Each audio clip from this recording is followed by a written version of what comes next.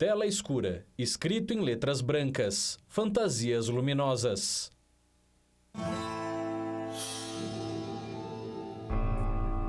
Homem entrega a pasta para um senhor.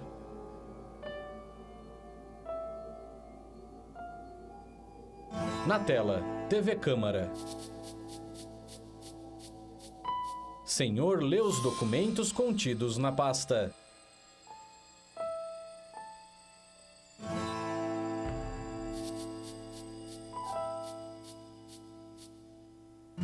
O senhor assina o papel. Imagens antigas. Pessoas protestam nas ruas. Escrito na tela: Contos da Resistência. Episódio 1. Estudantes e Igreja.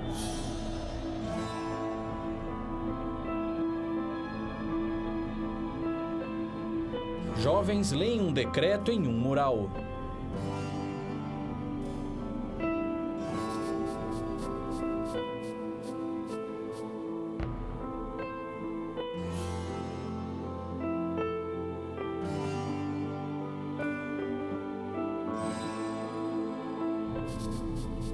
A ditadura militar tomou o poder à força e reprimiu com muita violência os brasileiros que lutaram por democracia. Mesmo assim, muita gente se atreveu a questionar. Manifestações entre 1965 e 1968.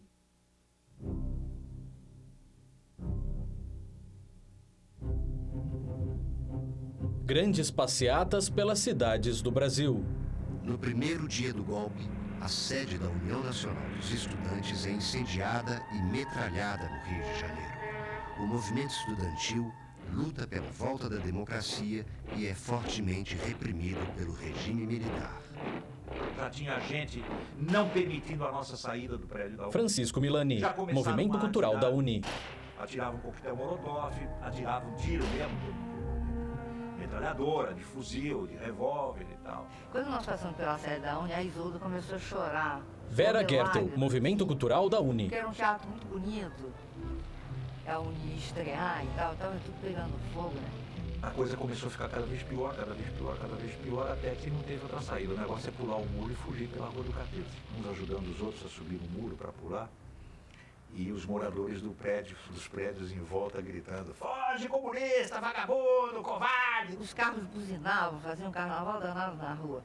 E eles gritavam: agora o dólar vai baixar. Nenhum de nós tinha um canivete na mão.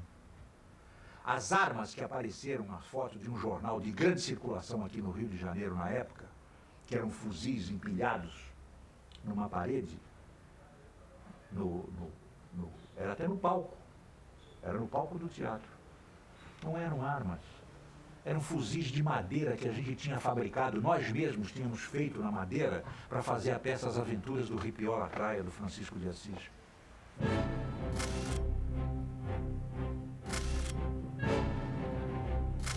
Fotos de manifestações e passeatas. 26 de junho de 1968. Os generais da ditadura acusavam de revolucionário qualquer grupo de oposição. Eles eram taxados de transgressores e subversivos. A perseguição era inevitável. Para a opinião pública, esses grupos eram a ameaça à moral e à ordem. A nossa arma era só a consciência, era só a vontade de mudar esse país, de fazer desse país um país grande, um país soberano, com um povo livre. Nós lutávamos por democracia.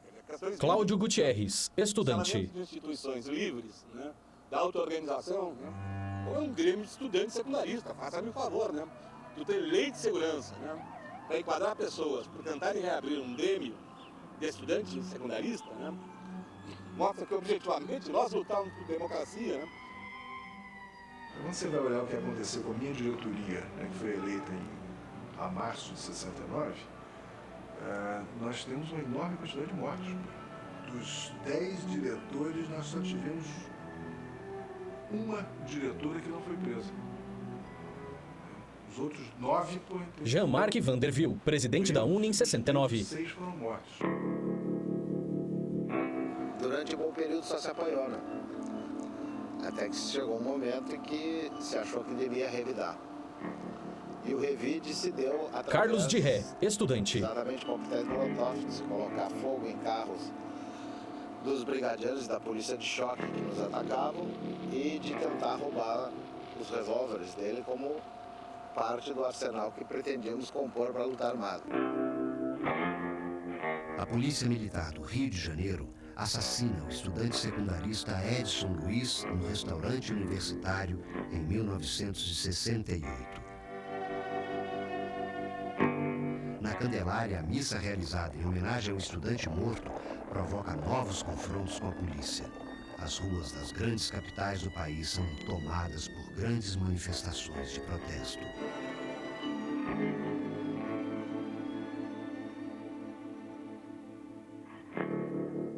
A cada repressão você tinha uma reação maior.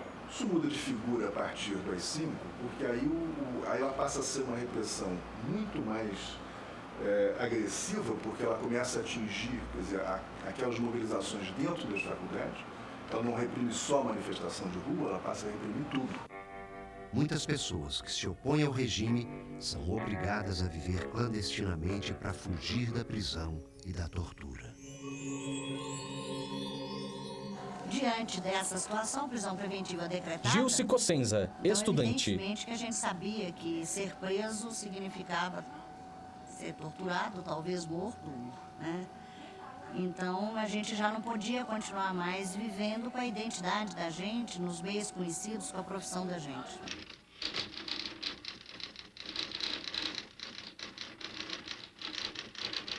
Prevendo que eu viria a ser visado, isso aconteceu. Frei Beto, dominicano. Eu comecei a tratar da minha documentação falsa.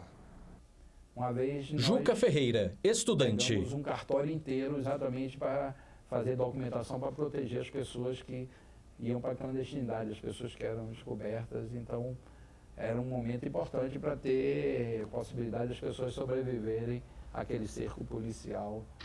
Na tela, Juca Ferreira, codinome Bacalhau. Se a polícia fosse conferir no seu registro, lá existia essa personalidade que eu adotei, chamada Ronaldo Matos. Agora, eu percebi... Marco Antônio Coelho, militante comunista. As pessoas não conseguem mudar, ou é muito difícil de serem mudadas. É o caminhar. O caminhar, a pessoa tem uma postura caminhando que você à distância reconhece. Então, eu comecei a caprichar, ainda mais quando eu ia a determinados lugares, em mancar, fingir que estava mancando. Na tela, Marco Antônio Coelho, codinome Alcides Violim. Em determinadas famílias, chegamos por amigos de confiança. Magno Vilela, ex-dominicano. Precisam de alguns dias aí, eles vão pagar, esses amigos é que pagaram, nós não tínhamos nada, né? Vivemos sem lenço nem documento. A canção é romântica, a realidade é um pouco menos. Os militares criam a Lei de Segurança Nacional e legalizam a repressão aos adversários do regime. Os direitos humanos são constantemente desrespeitados e milhares de pessoas são presas. Aqui era antes uma solitária.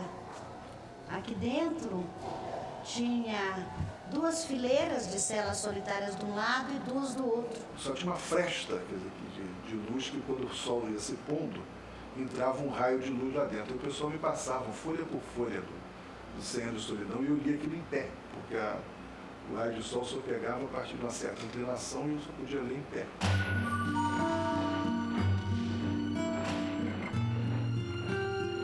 Botava a gente descalço, em pé, em cima de 2 latinha de salsicha, de qualquer coisa, abertas, nua, né? Descalço, em pé, em cima da latinha. E as latinhas iam enfiando na sola do pé da gente. E se a gente caísse ou descesse, aí era espancado e botava de novo em cima da latinha. Eu dava aulas imaginárias para uma classe virtual, né? E com isso eu me sentia trabalhando, eu evitava dormir de dia, eu rezava muito, eu aproveitava um miolo de pão para fazer um terço.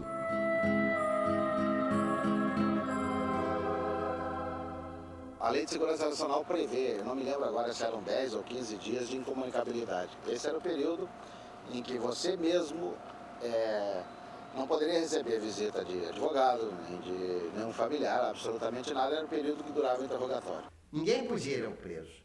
Quem podia ir... Modesto da Silveira defendeu presos políticos. Mas era o advogado. Primeiro, depois o advogado conseguia que a família visitasse. Mas o advogado era a pessoa em que eles se agarravam como tábua de salvação.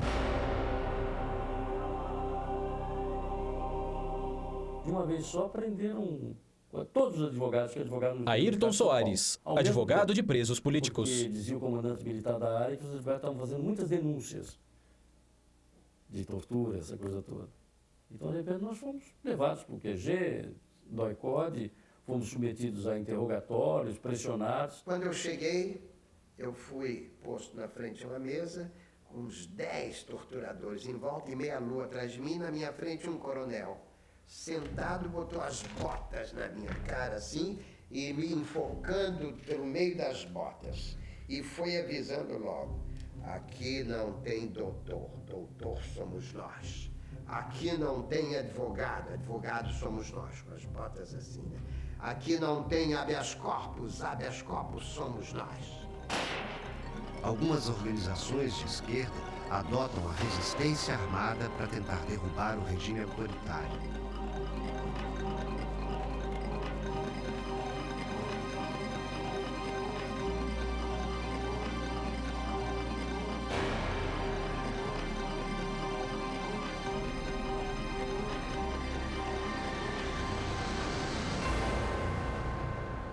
O movimento estudantil se dilui, se destrói por si mesmo, em função da repressão.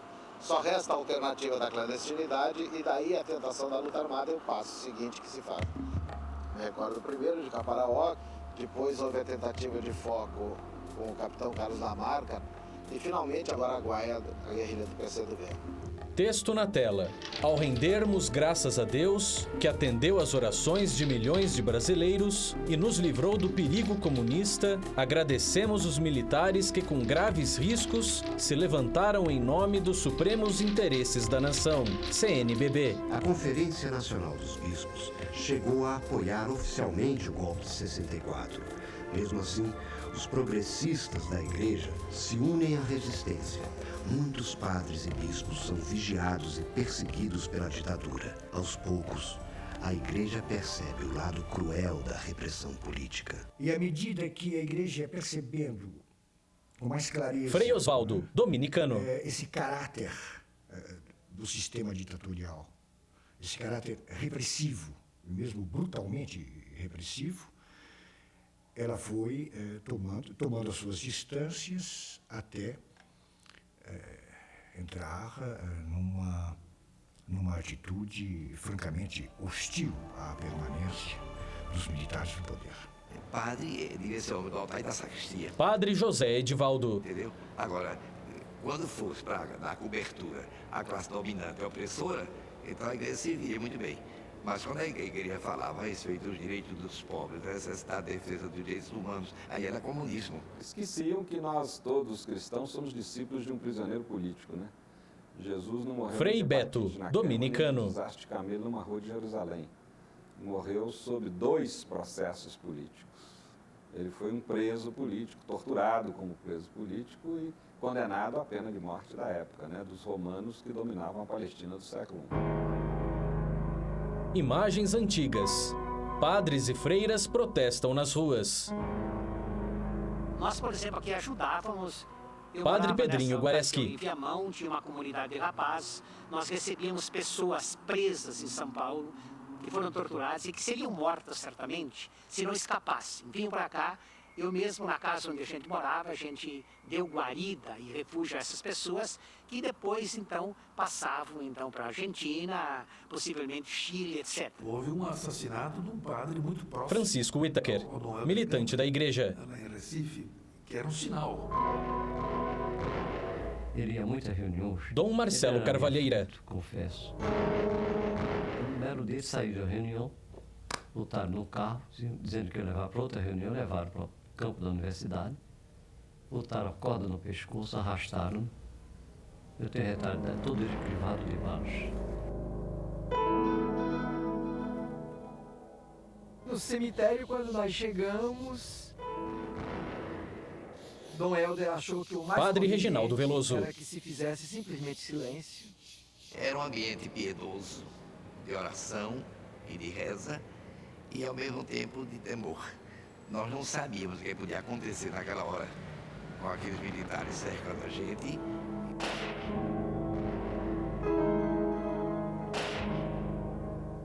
Quando terminou o canto, a bênção para o túmulo, Dom Helder, olha, vamos então sair todos com lenço na mão, em absoluto silêncio. Quem sabia que podia haver outra hecatombe ali.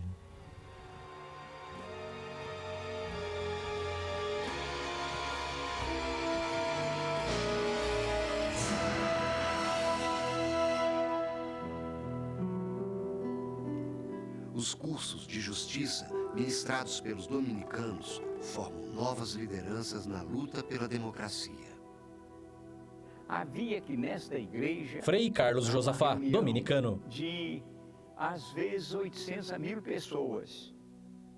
O conteúdo era, a partir dessa mensagem que vinha da igreja, mas convidando a uma grande renovação social, a partir dessa mensagem, enfrentar os problemas. Lendo os salmos, em que os salmos diziam que os pobres são oprimidos, etc. E o pregador dizia, veja gente, nós somos, na nossa fé cristã, nós somos contra a opressão.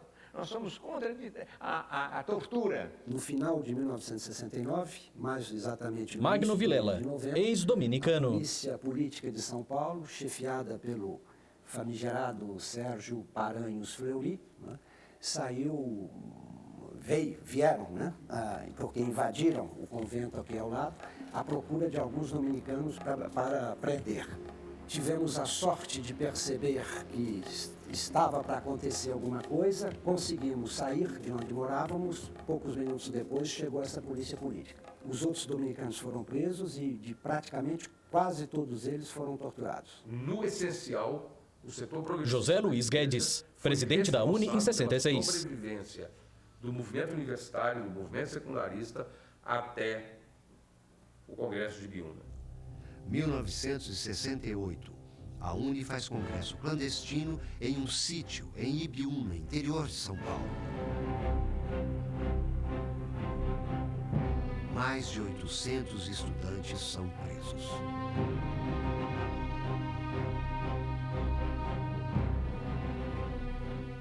Cada um da comissão que estava incumbida de receber e transportar... Ayrton Soares, organizador do congresso. A pessoa tinha que repetir a senha para ser transportado para outro local e daí para ir até Ibiúna. Da rodovia Raposo Travado, Paulo de Tarso, organizador do congresso. Que traziam os delegados para cá eram pessoas que estavam diretamente envolvidas com a realização, com a montagem desse congresso. Eram estudantes, militantes do movimento estudantil, vindos de alguns estados, como o Rio de Janeiro e o Paraná, que deram uma contribuição maior, além de São Paulo, e esses delegados eram trazidos para cá até o sítio. Então eles não tinham noção de onde que eles se encontravam. Eu uma vez fui receber uma pessoa que era, não me lembro se ela vinha da Paraíba ou do Rio Grande do Norte, e a senha era Ivanhoé. Então naquele momento, grupos vindo do Paraná, São Paulo e Rio de Janeiro, esses grupos se mudaram para cá, 15 dias, 3 semanas antes do Congresso, e com enxadas, enxadões, mas começamos a desbastar o morro e fazer, nessas encostas aqui, degraus. E esses degraus seriam exatamente como se fosse um anfiteatro. No momento ali que eles pediram o sítio, Neuza Ferreira, dona do sítio. Era para fazer, né, alguma reunião que ia contribuir para alguma coisa de bom, né? Não de ruim, né? Porque ninguém luta através de algo ruim, né? Eu acho que não viria isso para mim. E nem para minha família, né? Eu acho que eu estava contribuindo. E não me arrependo até hoje. Prenderam os 800 estudantes de Ibiúna, no Congresso da UNE. Nós fizemos greve de fome, continuamos o Congresso dentro das prisões. E centenas de estudantes fugiram tá? Pelas contradições do próprio contexto da repressão. Texto na tela. Os estudantes tinham um revólver, 2 pistolas e uma carabina para se proteger. Os militares os acusavam de guerrilha.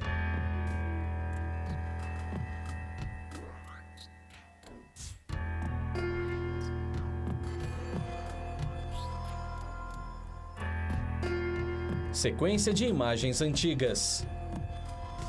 Os grupos de esquerda passam a sequestrar embaixadores para negociar a libertação de colegas presos.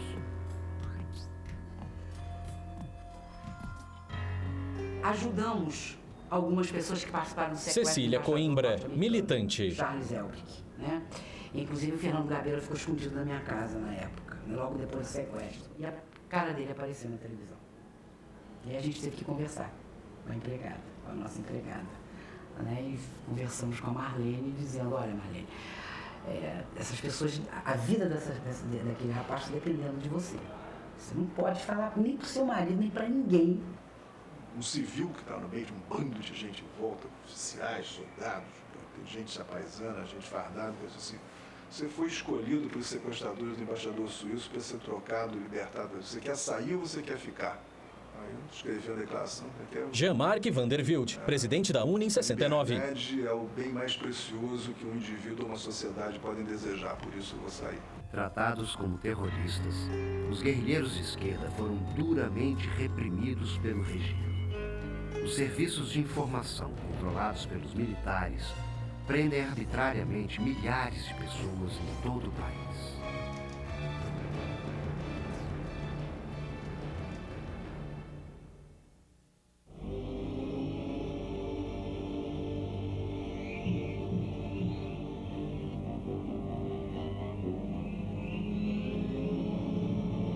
Imagens de pessoas algemadas sendo torturadas.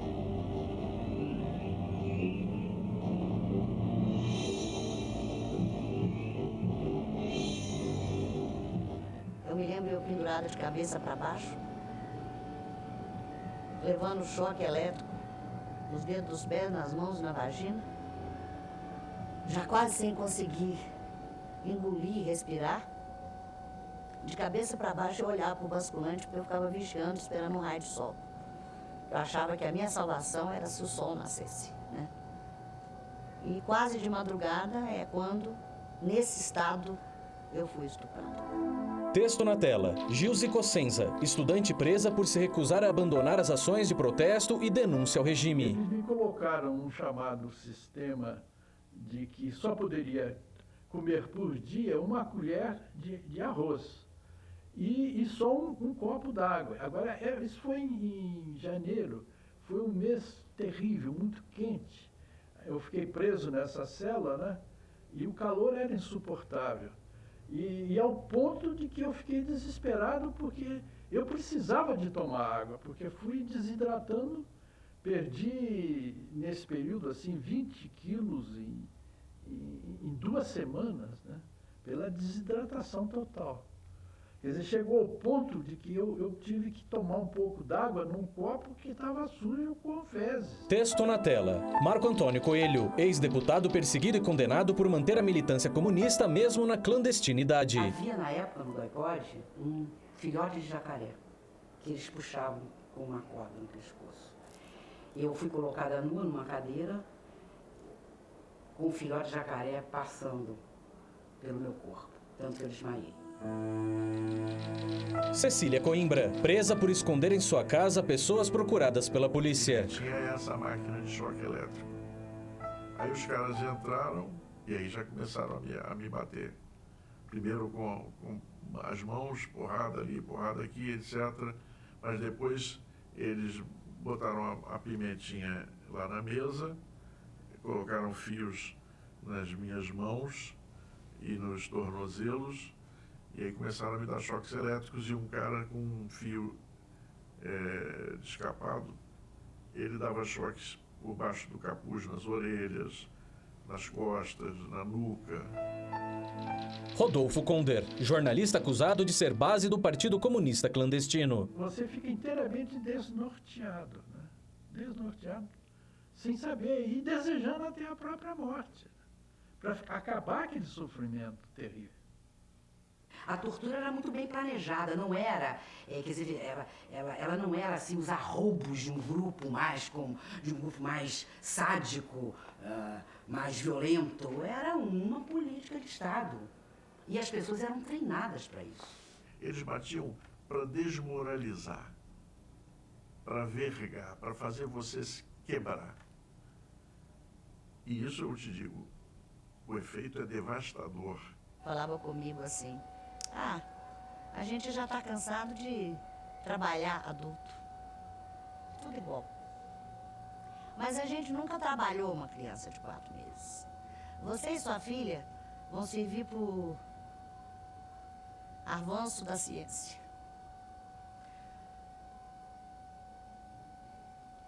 Você está pensando que a gente vai matar ela? Não vai, não. Nós vamos botar ela numa banheirinha cheia de pedra, de gelo. E você vai marcar quanto tempo ela demora para virar um picolé. Nós vamos botar ela no pau de arara, vamos dar choque elétrico. Nós vamos quebrar todos os ossinhos dela. Nós vamos transformá-la num monstrinho. Não vamos matar você também, não. Vamos entregar um monstrinho para você passar o resto da tua vida olhando para ela e sabendo, eu, por ser comunista, sou culpada por minha filha ter se transformado num monstrinho. Um dia, eu estava na igreja de Nossa Senhora das Graças, aqui em cima, perto de Vila Mariana, e entrou uma pessoa, sozinha ainda, que estava na igreja. Dom Paulo Evaristo Arns. E veio ao meu encontro e disse, Dom Paulo, existe perdão para mim? Eu disse, o quê? Porque eu sou um dos torturadores com que o senhor falou. E o senhor falou que Deus não deixa de vingar a dignidade humana. A gente conseguiu assinar o Jornal do Brasil. E aí eu abro o Jornal do Brasil e todo dia ia olhar as tirinhas do Henriquinho, do Enfio. E um dia eu olho a tirinha, tá lá os fradinhos e uma bonequinha, tudo de cabelo encaracolado, assim, chamada Juliana, conversando com um fradinho, e ela falando que gostava muito de morango com sorvete. Poxa, o Henriquinho me passou nisso o seguinte, tua filha tá viva e tá bem, né? Na tirinha do fradinho.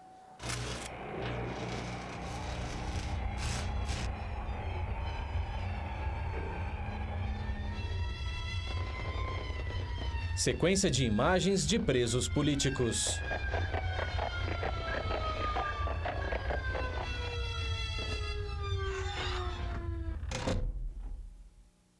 A tela escurece e os créditos aparecem.